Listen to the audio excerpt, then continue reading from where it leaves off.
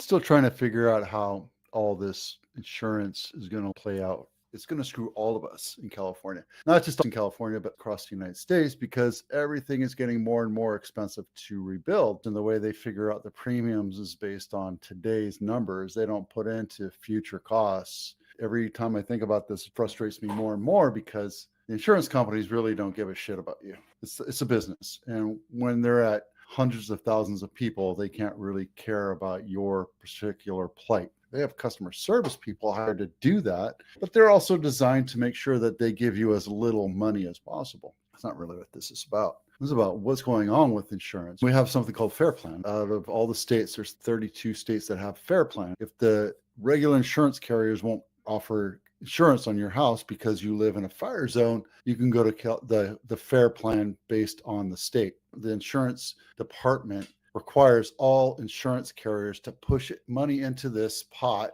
This isn't part of your regular premiums. So State Farm, Geico, AAA, you name it, they're all putting money into this. If you look at the fire map of California, everything in red and orange and yellow is where the fire plan sits. If you're in the middle of the valley or middle of the Santa Clara County Valley, you don't have to worry about it too much. I remember distinctly when the Oakland Hills went up. I was here in San Jose. You can blame policy. You can blame the governor. You can blame the smelt. You can blame all this other stuff. The problem is it's here. The problem's here. We don't have anything we can do to fix this problem. We don't have any way out. Insurance commissioners putting a moratorium on cancellations, meaning that they're putting the feet to the fire for the insurance carriers, making sure that they insure these people that are losing their homes. This whole area in red is up in flames right now or has burnt down. There's got to be a better way. Maybe it should be better land management. Maybe it should be homes further apart. Maybe it should be, I owned a cabin in Sonora area years ago, and the fire marshal or the rangers would come around and say, you need to pick up that defensible space. There's a lot of stuff that's not being done, I think. Yes, there's somebody that's going to be to blame. A whole bunch of people are going to be to blame. But right now, what I would say is they're going to figure it out. Let's not worry about who to point fingers at. Let's go out there and try to help these people and understand that there's got to be a group of people that want to try different things to see how defensible your house can be. Because I've seen reports and videos on TikTok about houses with sprinklers on the roof and they didn't burn down. And wouldn't that be great? Maybe that's just a simple answer, but how do you? So the problem is the state, the government, and I don't care what level of government, I don't care what side you vote on, it's the government. It's all based on levels of, this is how we have always done it. I think now is a great chance for us to really put our foot down and say, stop doing what you used to do. This is the new way we have to try things. And yes, it's an experiment. We might be completely wrong, but let's try it.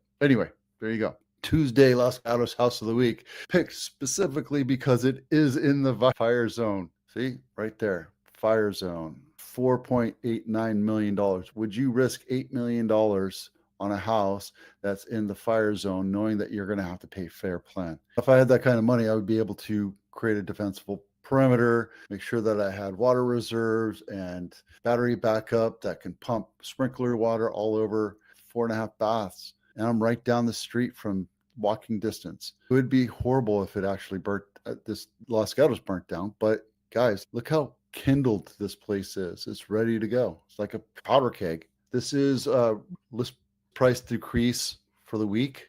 4-bedroom, 2-bath, 1,500 square feet, built in 1960. This is not my listing, and it's over in the Mount Pleasant area. On market 40 days. They dropped it from 1.367 down to 1.32888, which means that the seller's getting pissed off at the agent because their agent's not doing what they're supposed to be doing. But you know what? It's really about the price for this home in this area today is not a value. It needs to be about 1.2 to attract the buyers, period. Otherwise, you're just waiting for the market to come to you. You got to attract the market. And the way to attract the market is you have a nice house like this. And after 40 days, you've overpriced it. You better lower it and get it sold, right? This house is worth 1.2 right now. I don't care what it looks like. I don't care how much they put into it.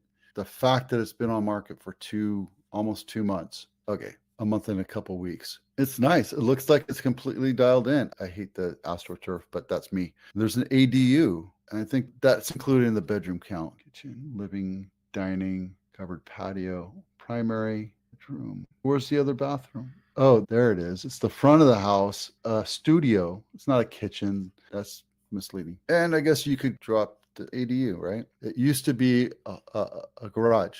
That's why it's not selling, because you don't have a garage. This is really a 3-bedroom. They converted the garage into an ADU and they're pricing it like a 4-bedroom. Agent, sometimes you just have to say no. Where's the garage? Let me find it.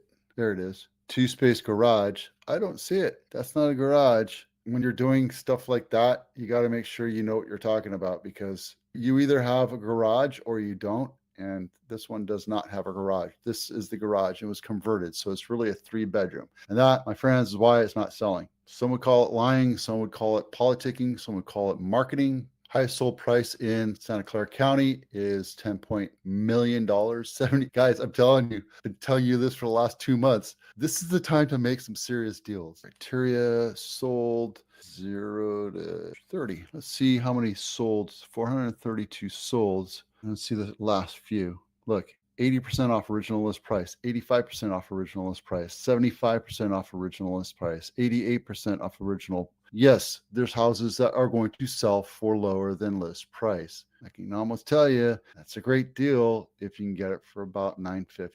1.328. That's called hanging on a prayer. What other ones here? 86, 87% off list price. It's normal to see that kind of stuff.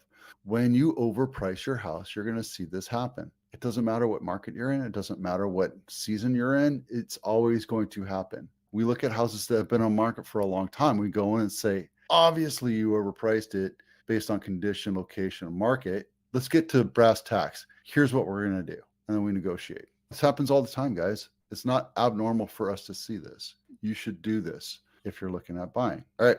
Lowest sold price is $520,000. Yes, it was a 2-bedroom, 976 square house, but just imagine, what does that look like? It's a street. You're giving me pictures. Oh, it's on a corner lot. There it is. Corner lot. That thing's a piece of crap. That's really like a postage stamp thing. Jeez. I feel like I'm in a Warner Brothers cartoon. It's ridiculous. You got to tear that thing down, dude. I don't care. All right. And then highest for sale is the one in Vita Real, and then the other one up in the mountains that takes you an hour and 40 minutes to get to. I'm going to start looking at some other ones. Inventory is increasing and price reductions are decreasing. So that's great. Look at the last couple months. We're at 20%. One dropped at 16, but we're averaging